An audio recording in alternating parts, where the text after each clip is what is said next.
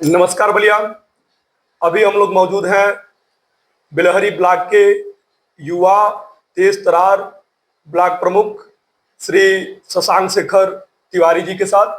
सबसे पहले प्रमुख जी, आपका हमारे बलिया भूमि एक्सप्रेस के इस पॉडकास्ट में आपका बहुत बहुत स्वागत है। बहुत बहुत धन्यवाद। आपने अपना बहुमूल्य समय हमारे चैनल को दिया, इसके लिए हम आपका आभारी रहेंगे। इस बातचीत का सिलसिले को हम शुरू करने से पहले जानना चाहेंगे, आप वकालत करने के बाद दिल्ली में एलएलबी करने के बाद आप दिल्ली में अच्छी खासी वकालत कर रहे थे, प्रैक्टिस कर रहे थे, अचानक राजनीति में कैसे आना हुआ? राजनीति में कैसे आपका पदार्पण हो गया? इंटरेस्ट तो था, ऐसा नहीं कहेंगे इंटरेस्ट नहीं था। चाचा जी मेरे लगातार 1995 से सक्रिय राजनीति में है। बबलू तिवारी जी 2005 से लगभग पदासीन भी हैं। तो उनका आदेश हुआ कि इस बार हमको चुनाव लड़ना है ब्लॉक प्रमुख का। आ गए काम करने में मन लगने लगा, उनका हाथ बटाने के में मन लगने लगा, रह गए बलिया। अच्छा प्रमुख जी, हम जानना ये चाहेंगे कि ऐसा कोई घटनाक्रम जिसके द्वारा आपका झुकाव राजनीति की तरफ हो गया? 2017 में मेरे चाचा जी श्री बबलू तिवारी जी प्रबल दावेदार थे विधानसभा के, और लगभग बहुत मेहनत भी हम लोग छोटे से देखते आ रहे हैं। हम लोग गर्मी की छुट्टियों में जब आते थे बलिया, तो वो कभी 2 बजे कभी 3 बजे रात को क्षेत्र से न्योता करके लौटते थे। तो हम लोगों ने देखा है कि उन्होंने परिवार का समय भी समाज में दिया है। और जब 2017 में उनका टिकट नहीं मिला, उनको चुनाव नहीं लड़े वो, तो मेरे मन में आया कि अब चाचा के साथ मिल के और अब उनको विधायक बनाने तक चाचा के साथ हमेशा एक साथ मिल के टीम में काम करना है।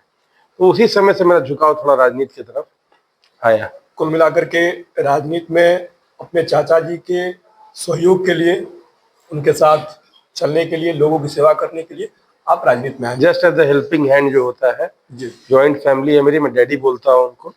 तो स्टार्ट तो एज ए हेल्पिंग हैंड ही किया था मैंने उनका, अभी भी मैं लगभग वही करता हूँ। प्रमुख जी, आपने अच्छी खासी पढ़ाई करी, एलएलबी किया।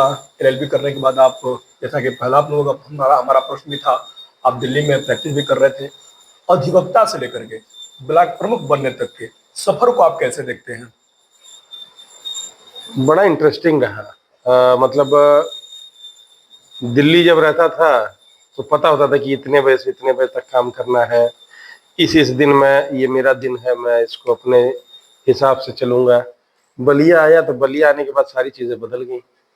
बलिया में ये जब बलिया का छाप पड़ गया। छाप नहीं पड़ गया। जैसे अब मैं मान लीजिए रात को लेट लौटा हूँ कहीं शादी ब्याह से, 1:30 बजे 2 बजे, सुबह 6 बजे कोई चाचा भैया सब बड़े ही हुए में से आमतौर पे आ गए। अब वो पूछते हैं पहले कितने बजे आए हैं, हाँ ठीक है जाओ बोल दो फला चाचा आए हैं। तो सुनने के बाद भले शरीर जवाब दे, पर उतर के आना पड़ता है, मिलना पड़ता है, सुनना पड़ता है, जो कहते हैं करना पड़ता है। अंतर तो काफी आया।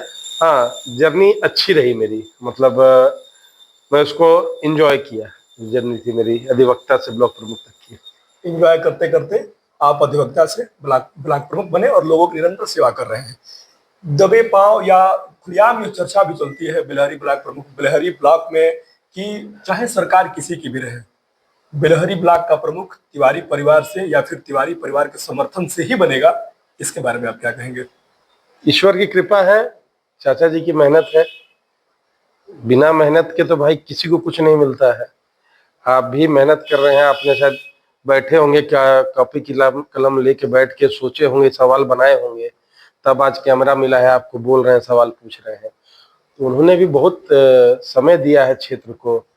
मतलब वो आज के ट्रेंड में देखें जो रील्स वाली लाइफ है उससे थोड़ा दूर है।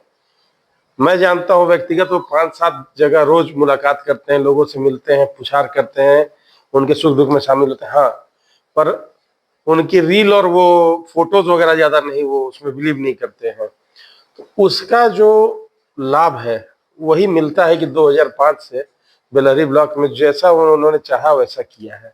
और आप लोगों का ईश्वर का आशीर्वाद रहा तो आगे भी सक्रिय साफ सुथरी राजनीति करने का ये फल है, एक तरह से समझिए। अगर आप न्यूसेंस नहीं क्रिएट करेंगे कहीं पे तो इसका फल आपको मिलता है, वही फल मिलता है। यही कारण है कि तिवारी परिवार से या तिवारी परिवार के समर्थन से कोई ना कोई प्रमुख रहता है। प्रमुख जी, अगला प्रश्न ये रहेगा, आपके नजरों में जनपद का सबसे अच्छा नेता कौन? सभी ठीक है, ये सबसे अच्छा और सबसे बुरा जज करने वाले हम नहीं है। सब अपने कार्य क्षेत्र में काम कर रहे हैं, सब अपने हिसाब से काम ठीक कर रहे हैं।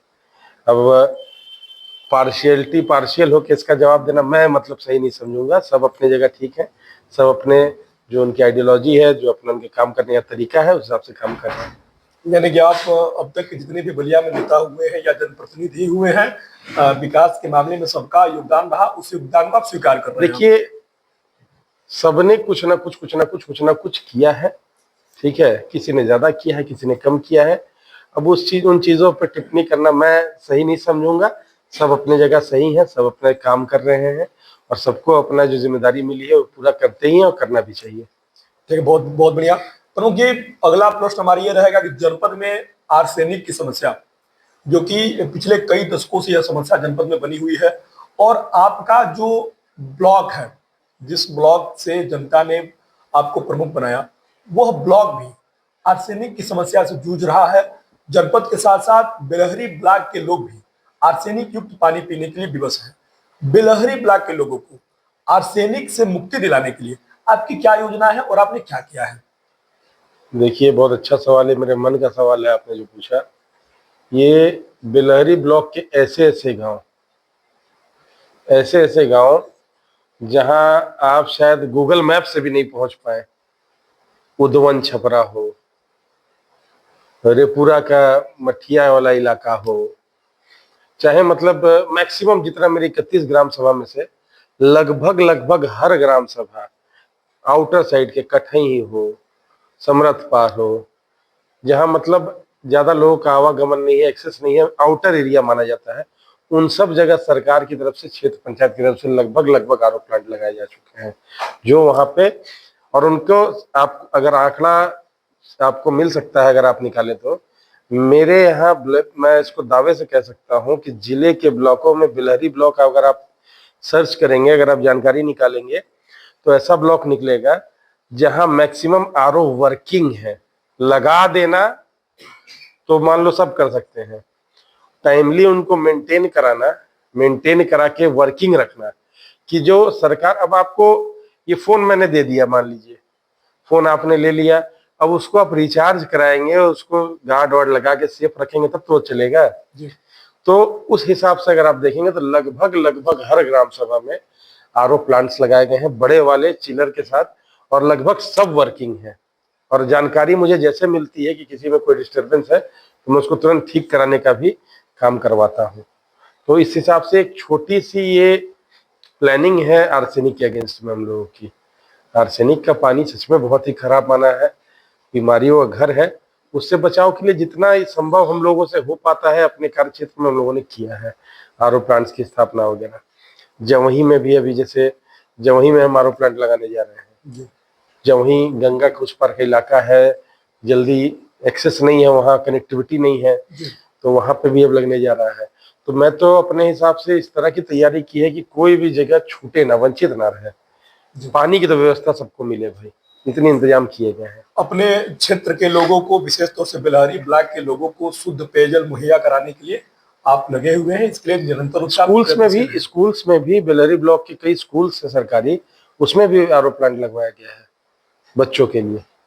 और कई अभी अंडर प्रोसेस हैं, मतलब जिनके टेंडर हो चुका है और काम लगने वाला है। ऐसी जगह स्कूल्स है, इंटर कॉलेजेस है, प्राइमरी स्कूल्स है। मैं मतलब आउट ऑफ ट्रैक जाके आपको बता रहा हूँ, कई प्राइमरी स्कूल ऐसे हैं जिसमें स्मार्ट बोर्ड लगवाए हैं मैंने। अच्छा जी, कि बच्चा जिसके फादर सक्षम नहीं है प्राइवेट स्कूल में भेजने के, वो अपने आप को कहीं से भी डाउन ना समझे, हीन भावना से ग्रसित ना हो। उसके भी अगर पास पड़ोस पे कोई बच्चा स्कूल जाता हो तो स्मार्ट बोर्ड में पढ़ रहा होगा। तो हमारे ब्लॉक में भी कई गांव हैं, कई स्कूल्स हैं जहाँ स्मार्ट बोर्ड लगा है, वो भी प्राइमरी के बच्चे भी स्मार्ट बोर्ड से पढ़ रहे हैं। ब्लॉक प्रमुख बनने के बाद आपका अब तक का सबसे अच्छा कार्य क्या रहा? अब आपकी नजरों में? मैंने थोड़ा सा प्रयास किया था माननीय सांसद जी और माननीय मंत्री दयाशंकर जी से की मदद से थोड़ा सा प्रयास में था वो चैन छपरा में ठोकर बनने में, जी, गंगा कटान में गंगा कटान में रोकने में, क्योंकि मैं जाता था वहां पे, मुझे बड़ा बुरा लगता था। मेरे क्षेत्र में एक वो इलाका ऐसा था जो एकदम ही छूटा हुआ था। तो मैं धन्यवाद भी देता हूँ माननीय पूर्व सांसद विजेंद्र सिंह जी का और माननीय परिवहन मंत्री दयाशंकर सिंह जी के। दयाशंकर सिंह जी के प्रयासों से ये सब हो पाया और आज वहां पे ठोकर बन के तैयार हो गया है। आप जाएंगे वहां देखेंगे तो बढ़िया एक ठोकर बना हुआ है, गांव सेफ है। वो परिवहन मंत्री जी के कार्यों के बारे में क्या कहना चाहेंगे? देखिए, परिवहन मंत्री जी के कार्य, ऐसा कोई कार्य मुझे नहीं लगता जो उनका मतलब खराब हो या गलत हो। परिवहन मंत्री जी की कार्यशैली में वैसे मतलब बहुत प्रभावित हूँ मैं। वो बहुत ही लॉजिकल और प्लान्ड वे में काम करते हैं। उनकी जो भी योजनाएं, देखिए, भले कोई कुछ बोलता हो, किसी ने सोचा तो सही कि ठीक है मैं बलिया को किसी तरह बना के दिखाऊंगा, कुछ बना के दिखाऊंगा। कोई उस पर काम कर, समय हर चीज में लगता है। किसी के पास भी कोई जादू की छड़ी नहीं होती कि घुमा दिए बस बेलारी टोक्यो बन गया। उसमें समय लगेगा। समय लगता है और सबको समय मिलना चाहिए। और ऐसा तो नहीं मुझे लग रहा कि 3 साल सरकार बने हो गए कुछ बढ़ा ही है, घटता हुआ तो कुछ नहीं दिख रहा होगा आपको भी। सुविधाएं बढ़ी हो, मेडिकल कॉलेज प्रपोज्ड हो गया, जेल खाली करा दिया गया, तो दयाशंकर सिंह जी का काम तो दिख रहा है। तो मैं तो मानूंगा भाई कि कार्यशैली उनकी बहुत बढ़िया है और थोड़ा समय जरूर लगेगा, पर मुझे पूरा भरोसा है कि कुछ बढ़िया और होगा बलिया के साथ। प्रमुख जी, सुनने में ये आ रहा है और चर्चाओं का बाजार भी गर्म है, आपका राजनीतिक प्रमोशन होने वाला है। राजनीतिक प्रमोशन से मेरा मतलब यह है कि चर्चा सुनने में आ रही है बलिया जनपद में या अन्य जगहों पर भी हम लोग जाते हैं, आप जिला पंचायत अध्यक्ष में भी अपना अरे भाग अभी जमा सकते हैं या चुनाव लड़ सकते हैं। अभी इस पर आप क्या कहना चाहेंगे? अभी ऐसे कोई मतलब मैंने मुहर मुहर नहीं लगी है, ऐसी कोई बात मैंने वो नहीं किया है। हाँ, समय रहे पे सबकी महत्वाकांक्षाएं होती हैं, राजनीति में सबकी इच्छाएं होती हैं। जो भी आप मान लीजिए, कोई भी चाहता है कि हाँ भाई हमारा कद बढ़े, हमारा प्रमोशन हो। भारतीय जनता पार्टी को भाई कुछ भी संभव है, अगर पार्टी को लगेगा, हमको कहेगी। मैं अभी वैसे कोई अपने आप को कुछ भी संभव है यानी कि लड़ना चाहते हैं? मैं अच्छा, आपसे पूछा जाए कि लोकसभा लड़ना चाहते तो मना करेंगे? मैं पत्रकारिता तो नहीं, बात वो नहीं है। इच्छाएं ऐसी नहीं है कि किसी की नहीं होती हैं, ठीक है, पर अभी मैं ऐसा कुछ नहीं कि मैं तैयार हूं इसके लिए, अपने आप को प्रत्याशी घोषित नहीं कर रहा हूं। अभी पिछले महीने 17 सितंबर को आप नई दिल्ली में केंद्रीय सड़क एवं परिवहन मंत्री नितिन गडकरी जी से आपकी मुलाकात हुई। उस मुलाकात में बलिया के विकास को लेकर के आपने क्या चर्चा की? देखिए, बेलहरी ब्लॉक से जहां से ग्रीनफील्ड एक्सप्रेस गुजर रहा है, कई जगह ऐसे हैं, रेपुरा सॉरी नीरूपुर, पिंडारी, उधर बिलहरी में गाय घाट के पास, जहां अंडरपास ना होने के कारण गांव के लोगों का एक्सेस अपने खेतों से छूट गया है। अब या तो हर किसान इतना तो बड़ा आदमी, देखिए बलिया का किसान कोई धनी किसान नहीं है। बलिया में जब तक किसी के घर में एक नौकरी करने वाला ना हो, वो किसानी भी ठीक से नहीं कर पाता है। तो मैंने जब देखा, मैं पहले वहां गया, मैंने जाके स्थिति समझी वहां पे, तो कई एकड़ जमीन का किसानों का एक्सेस ही खत्म हो गया था। पहले मैं गया आजमगढ़ में, पीडी साहब से मिला, बात हुई। बात मुझे कुछ ज्यादा संतोषजनक ना लगी, तो मैं जाके एक लिखित निवेदन कुछ जगहों पर अंडरपास के लिए माननीय गडकरी जी को दे के आया। मुझे आश्वासन मिला है, बाकी देखते हैं कब तक क्या होगा। अभी 4 जुलाई को इसी साल, उसके बाद 1 सितंबर को आपकी मुलाकात लखनऊ में उत्तर प्रदेश के माननीय मुख्यमंत्री श्री योगी आदित्यनाथ जी से हुई। आप 2 महीने में ही 2 बार आप माननीय मुख्यमंत्री जी से मिले। इन दोनों मुलाकातों में माननीय मुख्यमंत्री जी के साथ बलिया के विकास पर आपने क्या चर्चा की? देखिए, मैं अगर कहूँ कि मैं बहुत बड़े बड़े प्रोजेक्ट्स पे बात करके आया हूँ तो ऐसा कुछ नहीं है। मैं बहुत लॉजिकल और जो चीजें यहाँ हो रही हैं मेरी उस पे ही बातें हो, जैसे सत्तू का वो डीओपी में सिलेक्शन, ठीक है। आप लोगों को पता हो या ना पता हो, पिछले साल से इस साल चने की खेती में बहुत बड़ी वृद्धि हुई है। जब से ओडीओपी में बलिया का ओडीओपी में बलिया का सत्तू चयनित हुआ है तब से पोस्ट ऑफिस में बिकने लगा है। इसमें ओडीओपी में तो बलिया में शायद बिंदु उद्योग का भी चयन हुआ है, बलिया का सत्तू और बलिया की बिंदी। हाँ, पर अभी सत्तू, मेरी जो बात हुई थी सत्तू पे हुई थी, जो मैंने पढ़ा था, माननीय मुख्यमंत्री जी को बताया कि पोस्ट ऑफिस में, रेल स्टेशन पे अब इस तरह से उसके सेल को बढ़ाया जा रहा है। इन विषयों में बात हुई कुछ। मैं बिलहरी ब्लॉक में भवन निर्माण को लेकर मैंने उनसे निवेदन किया था। मेरी ये सोच है कि गांव के जो लोग हैं, जैसे एक सचिव, एक से अधिक गांव के भी सचिव होते हैं, तो गांव के लोग एक भवन बन जाए, उनका क्वार्टर आवास बन जाए ब्लॉक में, कि गांव के लोग को कहीं इधर उधर ना जाना पड़े, वो जाके आवास पे या फिर वहां जो भवन है वहां बैठ के सचिवों से अपना काम करवा पाए। तो मैंने एक प्रस्ताव दिया था वहां पे कि सारे स्टाफ्स का वहीं ब्लॉक परिसर में ही आवास और एक बढ़िया हॉल जिसमें सचिव या बाकी अधिकारी बैठ के जनता से मिल सके। तो माननीय मुख्यमंत्री जी के यहाँ से उसका प्रस्ताव भी मांग लिया गया है, यहाँ से एस्टिमेट भी बन के जा चुका है उसका। उम्मीद है बहुत जल्दी काम आएगा बेलहरी में। 4 जुलाई को आप माननीय मुख्यमंत्री जी से मिलते हैं। 6 जुलाई को बलिया में, बलिया स्थित विकास भवन के एनआईसी सेंटर में एक ऑनलाइन संवाद का आयोजन किया गया था उत्तर प्रदेश सरकार द्वारा। उस ऑनलाइन संवाद की शुरुआत माननीय मुख्यमंत्री जी ने बेलहरी ब्लॉक प्रमुख यानी आपसे करी। भाजपा में कोई बहुत बड़ा जुगाड़ है क्या आपका? जुगाड़ उगाड़ कुछ नहीं होता यार। 4 जुलाई, फिर 6 जुलाई, 4 तारीख को भी मिले, फिर 6 तारीख को ऑनलाइन संवाद, और वो भी सबसे पहले आपसे शुरुआत हुई और बलिया का आप इकलौते प्रतिनिधि थे। तो चर्चाओं का बाजार गर्म है कि आपका भाजपा में कोई बहुत बड़ा जुगाड़ है? भाजपा में जुगाड़ नहीं चलता भैया। हाँ, महाराज जी का आशीर्वाद है। महाराज जी हमको उस लायक समझे कि हमसे पूछे, इतना ही बहुत है हमारे लिए। जुगाड़ उगाड़ हमारा कुछ नहीं। आप जानते हैं, आप तो हमको शायद कई सालों से जानते हैं कि हम बहुत सिंपल आदमी है। हम जिस तरह से रहते हैं, देख रहे हैं, कुर्ता पैजामा वजामा भी पहनते नहीं है, टी शर्ट जीन्स हवाई चप्पल में घूमते हैं। अगर हम किसी और जगह चले जाए बलिया के बाहर, तो कोई जाने ना कि हम नेतागिरी में है या हम प्रमुख हैं। तो हम जुगाड़ उगाड़ वाले नहीं है भैया। हाँ, उनका आशीर्वाद है, उन्होंने उस योग्य समझा तो हमसे पूछा, और हमसे जो हो पाता है हम अपना फीडबैक देते हैं। वर्चुअल मीटिंग में भी पौधारोपण के बारे में पूछा गया था, तो हमसे जो पूछा गया था हमने अपना जवाब दे दिया था कि हमारी क्या तैयारी की गई है।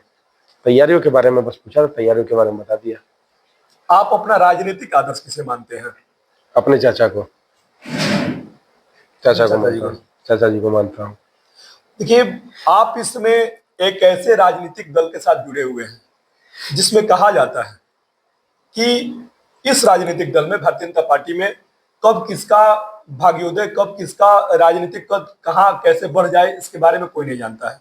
यदि भारतीय जनता पार्टी ने आपको जिला पंचायत अध्यक्ष का उम्मीदवार बनाया और आप जिला पंचायत अध्यक्ष निर्वाचित होते हैं, तो बलिया की आपकी नजरों में सबसे बड़ी समस्या क्या है और उस समस्या का समाधान आप कैसे करेंगे?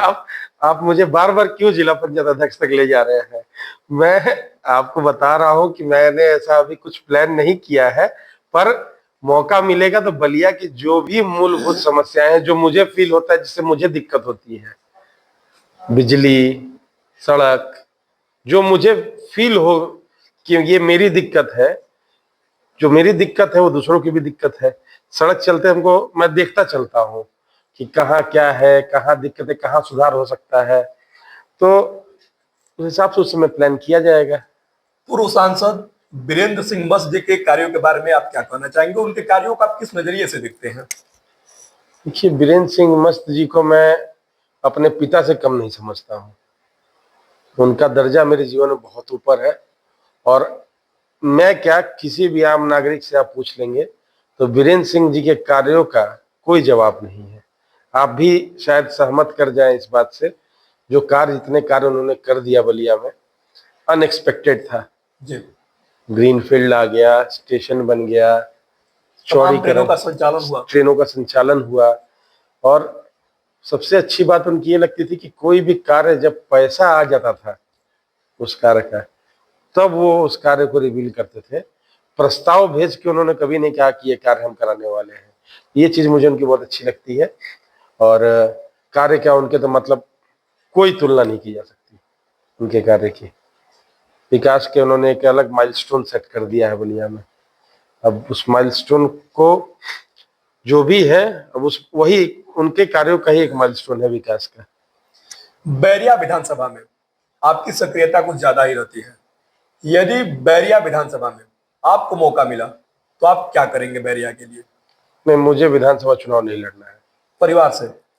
हाँ, मेरे चाचा लड़ेंगे तो मैं चाचा के लिए मैं जब मेहनत भी करता हूँ उनके लिए करता हूँ। मैंने आपको पहले ही कहा कि 17 वाली बात आपको बताई ही मैंने। तो बैरिया विधानसभा से मुझे मौका मिलेगा तो मैं चुनाव लड़ूंगा, बहुत चाचा के साथ चुनाव लड़ूंगा और बहुत मजबूती से लड़ूंगा। और चुनाव अगर जीत के भगवान ने अवसर दिया तो बैरिया की जितनी समस्याएं हैं मैं पर्सनली उस पर खुद काम करूंगा। बाढ़ हो चाहे जितने, बैरिया में लोगों की कोई ज्यादा महत्वाकांक्षा नहीं होती है। बैरिया के लोग बहुत संतोषी लोग हैं, वो बहुत संतुष्ट लोग हैं, ज्यादा व्यक्तिगत लाभ के चक्कर में नहीं रहते हैं। उनकी जो मूलभूत समस्याएं हैं जिनको मैं अभी तक समझ पाया हूँ, उन पे ही कार्य करूंगा मैं। बैरिया विधानसभा में, चाहे वो बैरिया तहसील हो या फिर रेवती थाना हो या दुगती थाना हो या फिर हल्दी थाना हो, इन जगहों पे आप बहुत ज्यादा पैरवी करते हैं। लोग कहते हैं कि प्रमुख जी का दबदबा है, इसके बारे में क्या ये सब भी रिपोर्ट निकाल के रखते हैं क्या आप लोग पैरवी वाली? नहीं, ऐसा कुछ नहीं। एक एडवोकेट से हम बात कर रहे हैं और एक नेता से भी बात कर रहे हैं, एक जनप्रतिनिधि से भी बात कर रहे हैं, तो पहले से तैयारी तो नहीं होनी चाहिए ना। कोई दबदबा नहीं है, दबदबा वाले हम है ही नहीं। आपको बस बता दूं कि अगर आप एक जनप्रतिनिधि होने के नाते किसी सही चीज की पैरवी करेंगे, सही चीज की पैरवी कभी भी अगर एक जनप्रतिनिधि करेंगे तो वो चीज हो जाएगी। हाँ, ना होने वाली चीज हो मैं बहुत अवॉइड करता हूं। मैं पहले पूरे मामले को समझता हूं, मैं तुरंत पैरवी किसी के लिए नहीं करता। मैं मामले को समझता हूं, मैं अपने घर में चाचा से डिस्कस करता हूं क्योंकि भाई उनका एक्सपीरियंस ज्यादा है। उसके बाद मैं फोन करता हूं और व्यवहार की वजह से हो चाहे जो हो, मेरे सही रहने की वजह से हो कि मैं सही बात कर रहा हूं, इस वजह से हो, मेरे कार्य मतलब लोग सुनते हैं, अधिकारी सुनते हैं और उसको करते हैं। गलत कहूंगा तो गलत मेरा भी कहने पर नहीं होने वाला है इस सरकार में। ये आप पढ़े लिखे एक शिक्षित युवा है और ब्लॉक प्रमुख भी है, और इसके साथ साथ युवाओं के बीच आपकी लोकप्रियता बहुत ज्यादा है।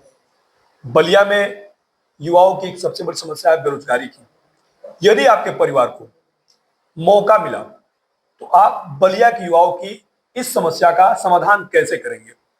देखिए, मैं आपको बताऊं कि अभी मतलब मैं एक ब्लॉक प्रमुख हूँ, एक छोटा कार्य क्षेत्र है मेरा।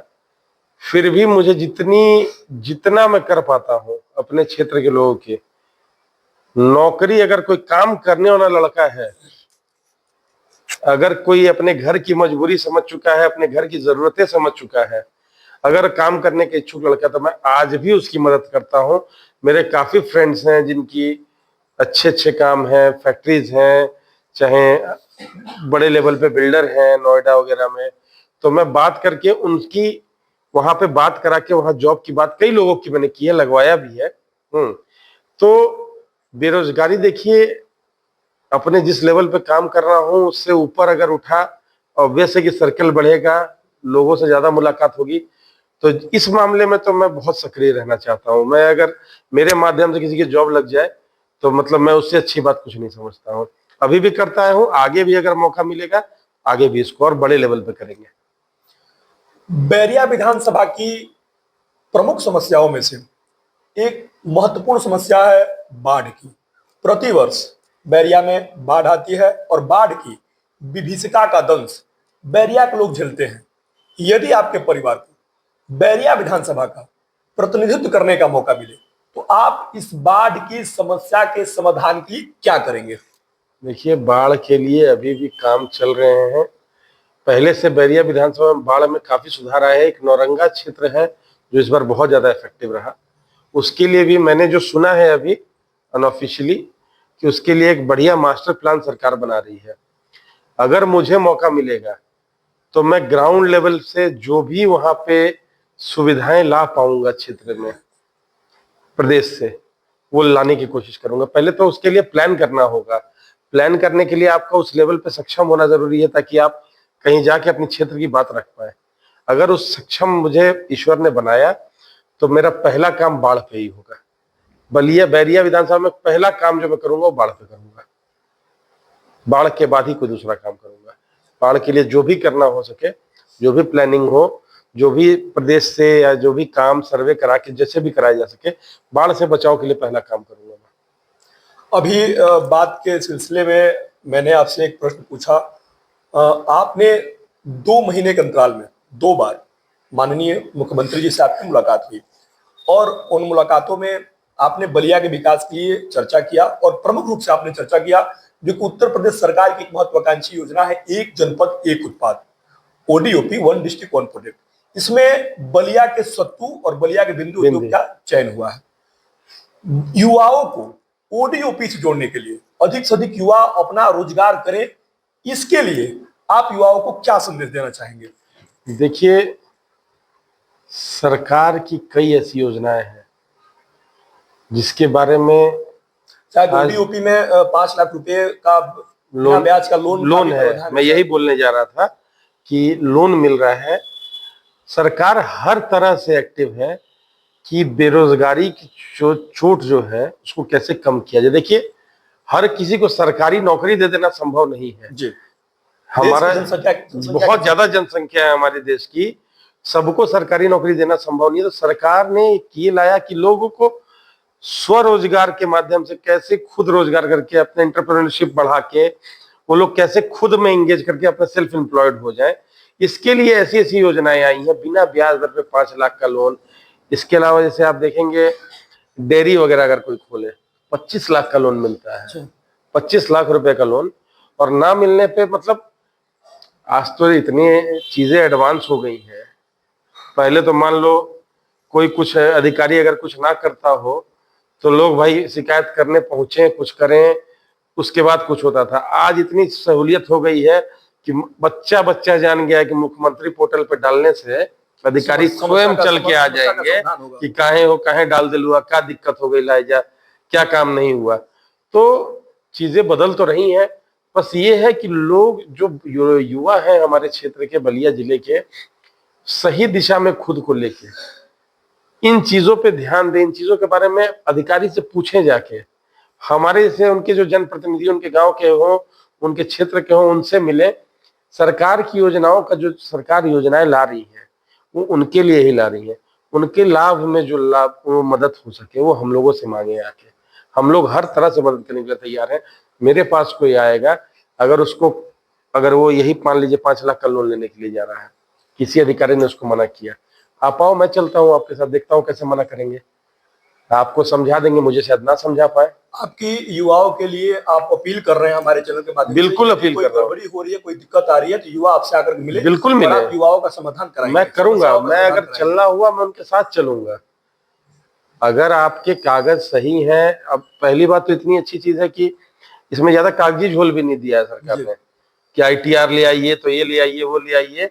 इनकम टैक्स का कोई मामला नहीं इसमें, कुछ नहीं है। आप जैसे आज एक कार लोन लेने जाते हो, 3 साल का प्रॉपर बढ़िया वेल मेंटेन्ड ITR हो, तब जाके आप एक गाड़ी लेते हो जी।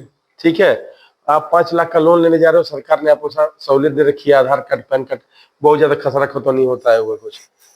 तो चीजें सरकार दे रही है, बस हम लोगों को पॉजिटिव वे में चल के उन चीजों को लेना है, उन चीजों को अपने लिए मांगना है।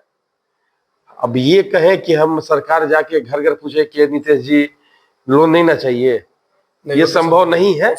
हाँ, नीतीश जी खुद चल के जाएंगे, जाके अधिकारी से अपने कागज पत्र जमा करेंगे, उनको लोन मिलेगा, उस लोन के पैसे को अपने सही जगह लगाएंगे, लोन बढ़ जाएगा, लोन मिल जाएगा। कई बार ऐसा होता है सिविल आपका बढ़िया हो गया, आपको और अच्छी ऑफर्स हो जाते हैं बाद में। आप एक बार शुरू तो करो। शुरू करने में जो परेशानी आ रही है उसमें हम लोगों को बताओ, हमें बताओ, किसी भी भारतीय जनता पार्टी के जनप्रतिनिधि को बताओ, मैं जानता हूं कि वो आपकी मदद करेंगे।